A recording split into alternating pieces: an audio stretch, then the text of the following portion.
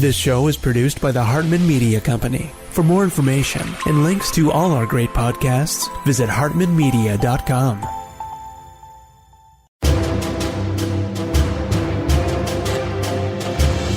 Welcome to the Heroic Investing Show.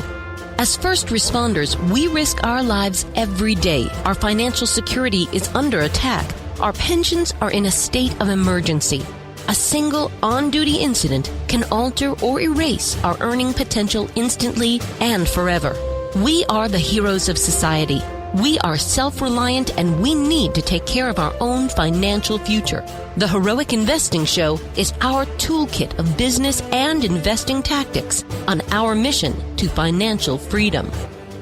It is my pleasure to welcome Ed Brady. He is the former chairman of the NAHB, the National Association of Home Builders, and he is currently the president and CEO of HBI, the Home Builders Institute, which is a nonprofit affiliate, I guess, of NAHB, and has a ton of knowledge about the housing market, construction cost, labor shortages. They focus largely on the workforce, the skilled labor that builds homes. So we're going to talk about all of this. He's also very involved in affordable housing projects as well. Ed, it's great to have you. Welcome. Thanks, Jason. Great to be here. Yeah. So, we're all seeing this serious imbalance in the housing supply where there is just a major shortage of housing supply, especially, and I don't know if I'd call it affordable housing, but maybe a step above affordable housing. I'll call it entry-level housing. Yeah. Nobody's building the $200,000 homes anymore, are they? Or, that used to be $100,000 or $80,000. What's going on in the market? And, just tell us what you're seeing. Well, you hit it on the head. Affordable means different things in different places. Affordable Sure. in Northern California could be a starter home at $700,000, and affordable in Central Illinois, where I'm from, is $225,000. Used to be $100,000. You're right, but in today's market, and the problem with affordability ranges across the board. One, though, certainly. Regulatory burden is a huge problem for housing affordability. Density of land uses, the regulatory burden on permits and impact fees and so forth. A permit in Northern California is $170,000 before you dig a hole, before right. you put the spade in the ground. And so that certainly creates an affordability issue. But also, by the way, Ed, give us a comparison. So we know California is an impossible place to do business. $170,000 in Northern California to be allowed to build a home. What does that look like in Florida markets or Tennessee or wherever, right? Give us some reference. Yeah, I'll give you a perspective. In Nashville, Tennessee, which we built some homes in Nashville, that same permit might be $6,000, $7,000. Wow. And okay. so now there's different values, but the impacts and the land uses and the constraint on land use and so forth is really a huge impediment. And so it's having an impact on supply, as you suggested. So you can't build in certain markets affordable houses. And so then you look at secondary market and you look at what it becomes, how do you keep them up to date? When do they age out of circulation? And so the issue of affordability in my space is labor. I mean, when you wait on I used to build houses in 90 days, and today that same house is taken 180 days. It's taken 9 months, 10 months to build. Yeah, I was going to say, I'm surprised you can build it that fast. Yeah. Some of them are taking a year and a half plus. Well, in certain markets there are, but the problem is you're waiting on the labor. So I got a foundation in, but I wait a month for a framing carpenter. I got the frame up. Now I wait another 2 or 3 weeks for the plumber. And so labor is a big issue. That's what we're trying to address at HBI, is to provide the labor force that can build these homes. And supply and demand. I mean, the less supply you have, the higher the wages go up. Right. I'm all for higher wages for our students and for the people that are entering this industry. If we're going to be competitive, we have to be competitive in the marketplace for wages. But there's a balance between affordability and what we can sell these homes for and what it costs. Okay, so a couple things on that. First of all, I read, and forgive me, I'm not going to remember the number, but you probably know the exact number, but it blew my mind. I read an article that the average construction worker is like 50 years old now or something. I mean, you think of these as a bunch of young guys that have the stamina for it to do that hard work out in the sun, but these are not young guys doing this work, right? So what's going on with the age? Are millennials just not willing to do construction work, or Gen Zers? I mean, you've got all these, my generation, Gen Xers are the construction workers, right? That's kind of amazing to me. Part of the problem is we've lost a generation of opportunity. So we were pushing for the last 2 to 3 decades, we've been pushing young people into 4-year universities, into higher education. And that's good for a lot of people.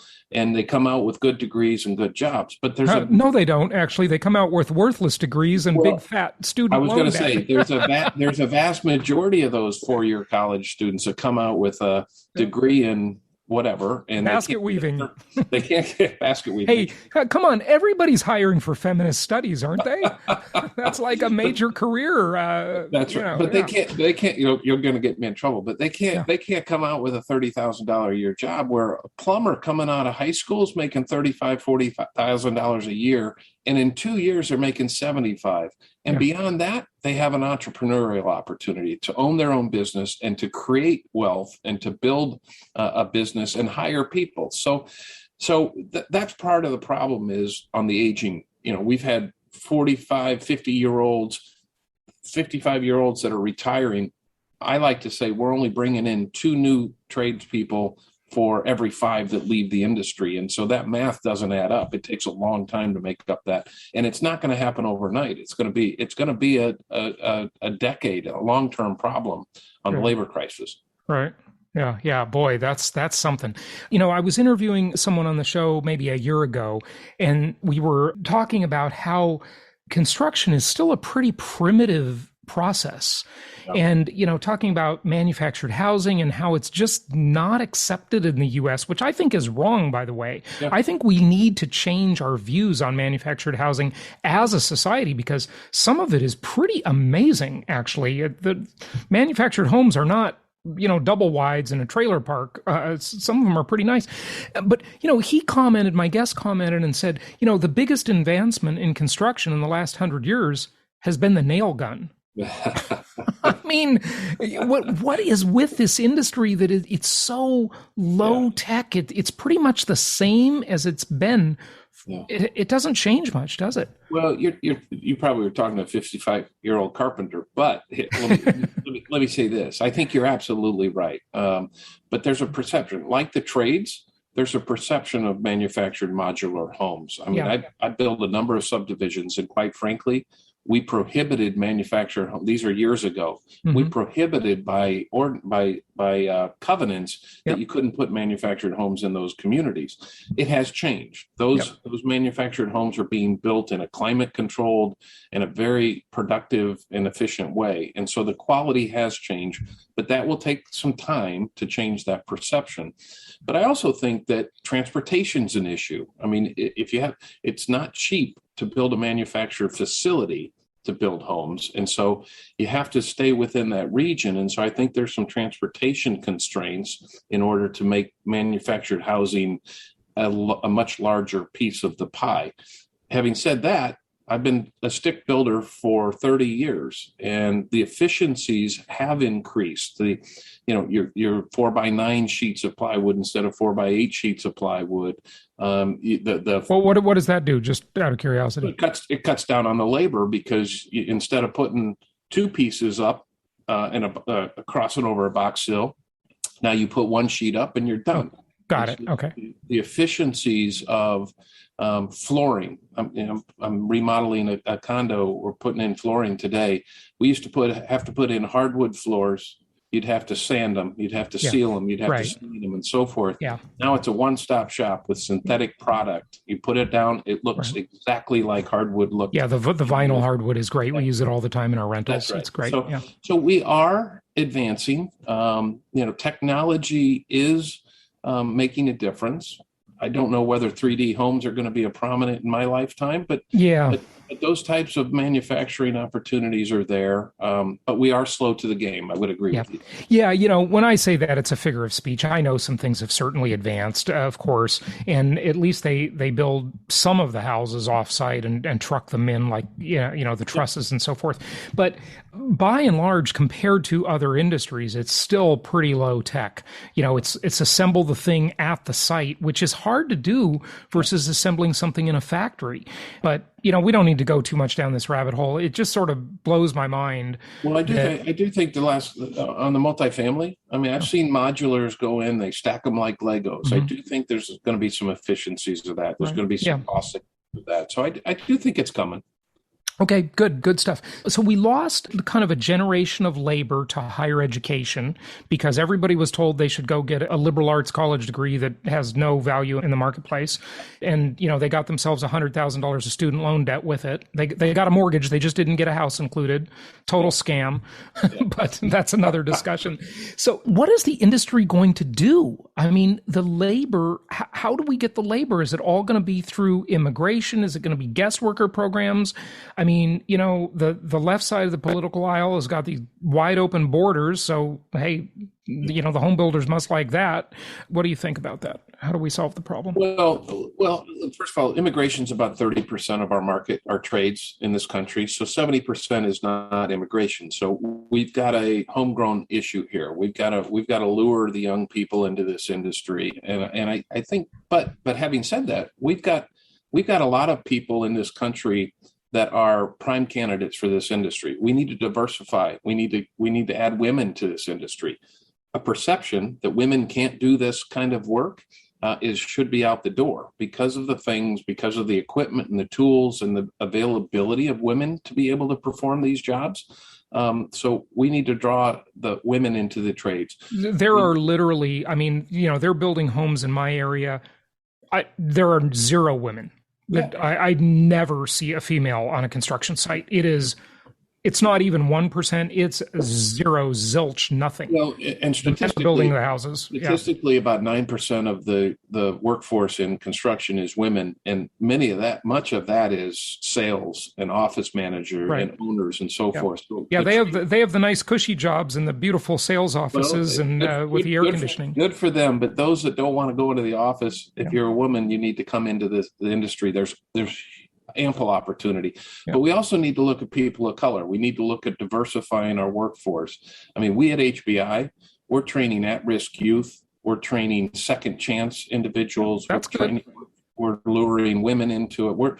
We're trying to diversify what, frankly, is a lily white community. Other than the 30% immigration into the workforce, it's a lily white community. In order to be successful, we need to diversify the workforce, and we're working hard on that. What's the number on the shortage? If you could put a number on it, how short is the industry? Is it 30% short, 50% short? I mean, do we have half the number of workers we need, or what's the number? Well, I don't know that answer. What I do know is we just published, with the help of Rob Dietz, the chief economist, and his team over at NAHB, that we have to create 700, and check me on this, 740,000 construction jobs over the next 3 years, each and every year, to keep up with the production needs. So that's like well over 2 million jobs. 2.1 million jobs that we need to create and train for the construction industry to keep up with the demand on the housing. There's 300,000 or 400,000 every month empty jobs in our industry. So this is a crisis. It literally is a crisis in the industry, because I've got friends, builders, that are turning down business, that are 8 months out before they can start a home. So the production, we're not creating enough housing in this country. And Ed, how much of this, if any, is really related to COVID, or I mean, this has just been an ongoing problem way before COVID, right? Yeah, it has. In fact, there's some, hate to say this, there's some positives from what came out of COVID, and that is, we went digital. And so we exposed ourselves to a number of different people that wouldn't have seen it. And so because we're a hands-on trainer, I truly believe, and HBI's philosophy is 75% hands-on. It's like playing the piano. You got to practice it to become efficient in it, and you got to practice it to be better. So we're 75% hands-on. COVID shut that down for a year. And so we were able to really update our learning management system, our simulations, our digital presence. And so we've actually been able to expose the industry to, I have 25,000 users on our learning management system today. Yeah, that's great. In March of 2020, we didn't have a learning management system. So we've been able to expose ourselves. Now, that means that they get information. So more training for people and more knowledge about the career opportunity. That's right. Yep. And back in the Great Recession, schools had budget problems. The first thing they cut was shop class. My generation, shop class, career technical education. And so we're bringing that back into the schools in 9th and 10th and 11th and 12th grade. In fact, we'd like to start them introducing it to them in 6th, 7th, and 8th grade, because we lose them by the time they get to 9th or 10th grade. But if we can bring it back into the schools, then we'll have, it's like baseball. The more times you get up at bat, the more chances you get to hit a single. And so we need to introduce this industry to more and more people in order to get the numbers. Yeah, no question about it. Okay, talk to us a little bit more about how we can solve the affordability problem, if you would. I was just blown away by what you said when we started, that in Northern California, a permit to build a house, all regulatory stuff considered, I'm sure, not just a permit per se, is $170,000 before you can start digging.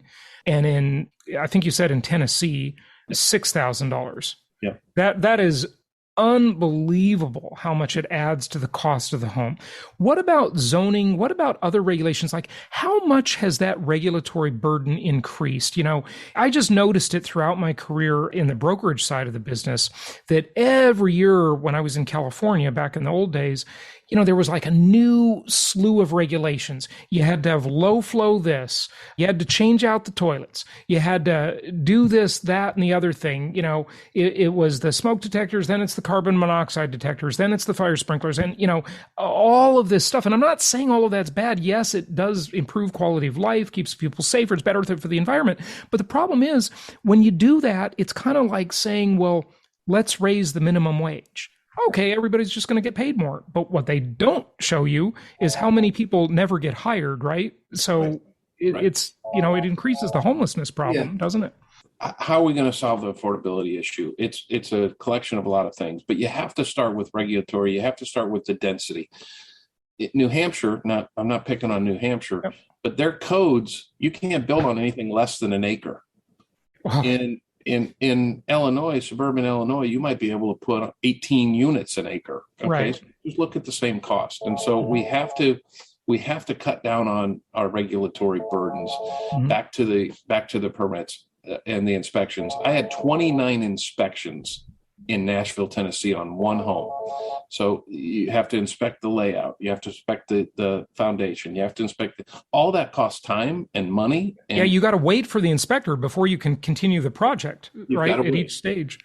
And then the things that they're putting into the codes. Look, there's a lot of good energy efficiency standards and things that are in place, and I think we have to consider all of those. But you also have to consider the cost benefit analysis to what you're putting in those codes. Sprinklers.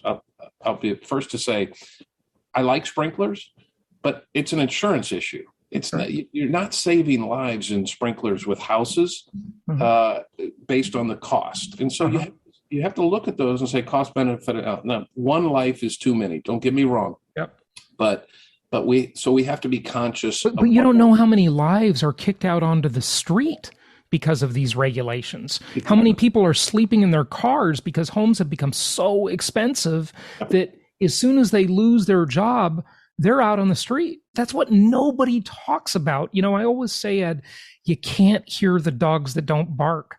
And the dogs are barking, people have to listen because it creates a whole nother problem nobody's accounting for. That's one thing I'm very proud of with our work with NAHB and the other advocacy groups in real estate. the Realtors Association, the Multifamily Council, everybody's advocating for the things you just talked about to make sure that there's balance between cost-benefit analysis and who is looking out for those that can't afford.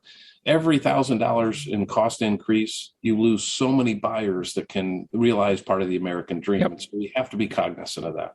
Yeah, we sure do. Anything on the financing side? That's probably not your area, but I just thought I'd ask if you want to talk about anything financing related. Well, no, I just attended the mortgage roundtable that NHB puts on every year. And as I said earlier, or you said maybe, I'm on the Federal Home Loan Bank of Chicago board, on Enterprise Community Partners board. And we do a lot of housing finance. We do a lot of affordable housing finance. I concentrate a lot of effort on single family home ownership finance, down payment assistance, and so forth. We're going to have to look at one of the big things that, again, has been talked about, but we haven't moved on, is credit scores, right? And who can qualify for a loan. Credit scores don't take into account rent. And so if you're renting 3 months. It's changing, though. Yeah. 3 years. It is changing, but we have to really elevate that in order to bring more people into that market. Same with utilities. They might report on your credit if you default and don't pay, but when you do pay, they don't report. So they're only showing you when you're a bad guy, never when you're a good guy. Right. So unfair. The ability to pay should and would be the criteria. And if you have the ability to pay, you have a good paying job, then that should be more weighted. And so housing finance, historically low rates right now, more affordability. As those start ticking up, I also say people of color have a disadvantage for a lot of reasons. And so we need to try and level the playing field in housing finance. And some of those things that we just mentioned should do that and should help benefit from that. Tell me about the disadvantage there regarding race. What were you going to say about that? Well, I mean, the credit scores. If you're a renter and frankly, you didn't come from a family of wealth, you're less likely to have a down payment. So we need down payment assistance. Just because you don't have the down payment doesn't mean that you can't afford to pay that mortgage. And so the people of color is 40, don't quote me here, but 48% home ownership rate, white 73%. So where's that disparity and why is that? The thing that concerns me, though, is, you get into like the Community Reinvestment Act, which, a lot of people blame as causing the Great Recession, or really the Great Recession was really a two-part thing, right? But the mortgage meltdown part of it by sort of pushing these lenders to just give loans, especially based on race, right? Absolutely. But that was underwriting. They were they weren't doing underwriting. Right. And I would never suggest that we go back to, no doc underwriting and you don't have to have a job to qualify.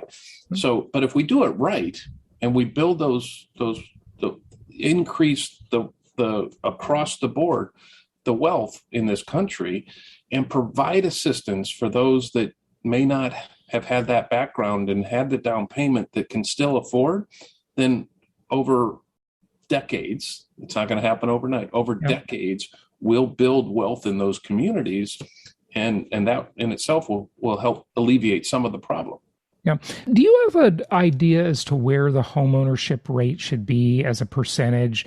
I personally don't agonize about this, and I don't think it needs to be that high. George Bush kept beating that drum, and I think it led us into the Great Recession to some extent. But people differ with me, definitely, right? And I'll tell you what changed my mind, Ed, that's interesting, maybe you remember seeing this article. I think it was the cover of Time or Newsweek back about 10, 12 years ago, probably now.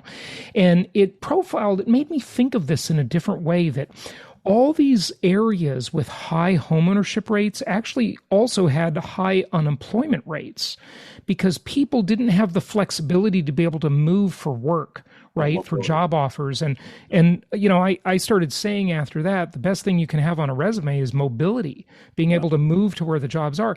So I'm not sure that everybody needs to be a homeowner. I do think everybody should be a real estate owner, an investor, but they don't need to own the home in which they live necessarily. Right. And you can help there. I had dinner conversation last week on this. Been in it for 33 years. I think somewhere around the 64, 65%. I've had some pundits that say it should be 60. I've had some think it should be 70. I think that is kind of, but I agree with you. Not everybody should own a home. It's not for everybody. There's things that you need to have in order to own a home. I think it should be accessible to everybody, but we should not push people into home ownership with this false promise. Right. And to go back to your prior thoughts, the whole FICO score system is just totally outmoded, I think. It's terrible that they don't report rents. Now, you can do that now. There are some programs, I've done some shows on it. 2%. Nobody's really doing it yet, right? So hopefully that'll catch on. Utilities, same thing. That should be reported so that people can improve their credit score by having reporting of bills they're already paying. Okay. But just the whole way that system works is just, I'm a proponent of financial literacy too. I mean, housing counseling, it works for first-time buyers, regardless of your background. And you really shouldn't own a home if you don't have that simple aptitude for financial literacy. And we were pushing people into that. And so we've got to be careful. It's not for everybody, but it is part of the American dream that people want to aspire to, and certainly should have access to if they aspire to it. Yeah. Ed, is there anything we didn't hit on that you want to share with people? Any questions I didn't ask you? Yeah, I don't know if I answered your question on COVID, Jason. I think we had some opportunities to expose, but COVID, we were essential as a construction industry. We were essential during the pandemic, and that kept a lot of people busy. And fortunately, we've had a really boom economy in the housing, as you know, building a lot of units. We can't build them fast enough.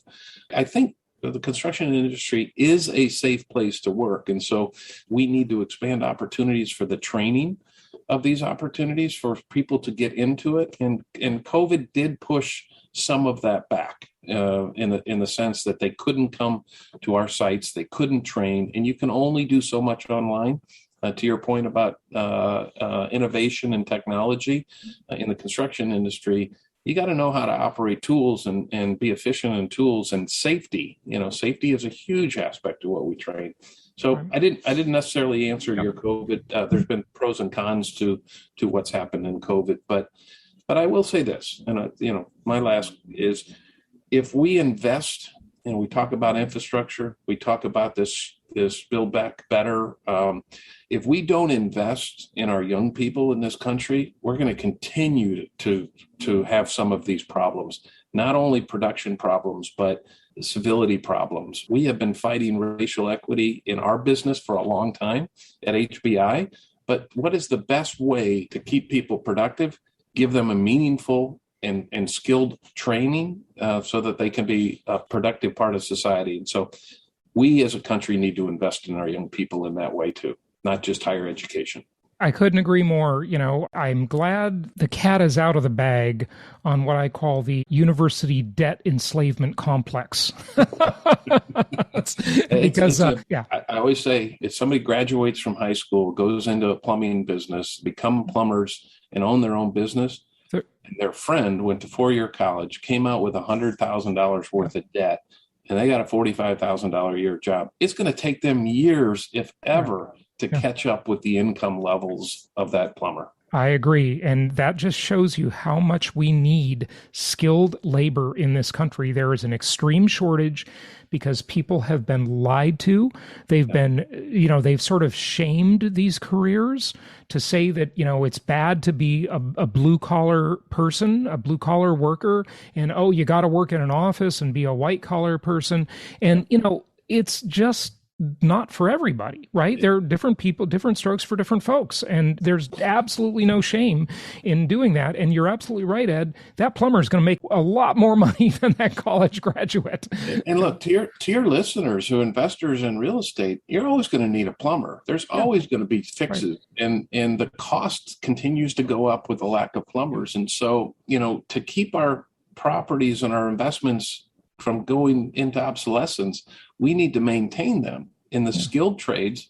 are the answer to that. You're not going to innovate your way through, cast iron pipes being replaced with modern technology. So it's an ongoing problem. And certainly to your listeners and your investors in real estate, it's a shortage that won't take care of itself. No, that's absolutely true. And listen, I just want to say before we wrap it up, I'm not totally against college as long as it's like a STEM degree, right? If it's science, technology, engineering, medicine, you need to go to college and get a degree. And those are super important jobs, but they pay well. And people are hiring for them. And I gotta say, full disclosure, I went to a nice liberal arts school. I came out with a nice broad base, but that practical job, getting something in job experience makes a huge difference. Yeah. Coming out with a degree may have given me a little bit of a head start on where I wanted to go. So look, there's enough for everybody to go around, liberal arts, STEM programs, but I think we just need to concentrate on the population and what the needs are and fill those needs instead of forcing the issues. Absolutely. Well, Ed, give out your website and tell people where they can find you. Go to hbi.org, Google workforce development will probably pop up. We have programs all over the country. We're in 50 states, and we'd love to help you out. If you have somebody that's interested in the trades, don't know where to start with us. Good stuff. Ed Brady, thank you so much for joining us. Thanks, Jason. As an income property investor, imagine being able to tap into a nationwide network, actually a worldwide network, of investors who share your same challenges and successes. Imagine being able to leverage the experience of experts and learn from their achievements and their mistakes. The Empowered Investor Inner Circle is an exclusive community of like-minded and successful investors who help each other invest smarter and avoid common setbacks and pitfalls. Join us today and take your portfolio to the next level. Level up and learn from the mistakes of others. Level up and effectively self-manage your portfolio. Level up and increase your peace of mind and your profits. Level up and gain greater control. When you join the Empowered Investor Inner Circle, you are joining a network of accomplished, experienced, and knowledgeable investors. Investors who will help you take control of your investments while saving you time and money. Managing a portfolio of income properties in a diverse range of markets across America has never been easier. With technology, almost every aspect of income property investing can be done from the comfort of your own home. Join the Empowered Investor Inner Circle for monthly live training sessions with Jason Hartman and special guests to discuss which investment strategies will work the best with your unique life situation and portfolio. Get regular real estate updates and articles so you're in the know and up to date with what's happening in the world of income properties. You will also receive inside access to Jason and his team of investment counselors who will quickly answer any of your questions. Access our Rolodex of vetted resources, including property managers, contractors, plumbers, and electricians, so you know you're getting someone who does high-quality work. Act now and we'll include 1 free year of access to Property Tracker, a web-based program that will help you manage your income, expenses, legal documents, contracts, and all contacts associated with administering income properties nationwide. A 1-year subscription to Property Tracker costs $347 per year, but if you sign up for the Empowered Investor Inner Circle today, you will receive 1 year of Property Tracker access for free. Don't let this unique opportunity pass you by. Join the Empowered Investor Inner Circle today. Thank you so much for listening. Please be sure to subscribe so that you don't miss any episodes. Be sure to check out the show's specific website and our general website, hartmanmedia.com, for appropriate disclaimers and terms of service.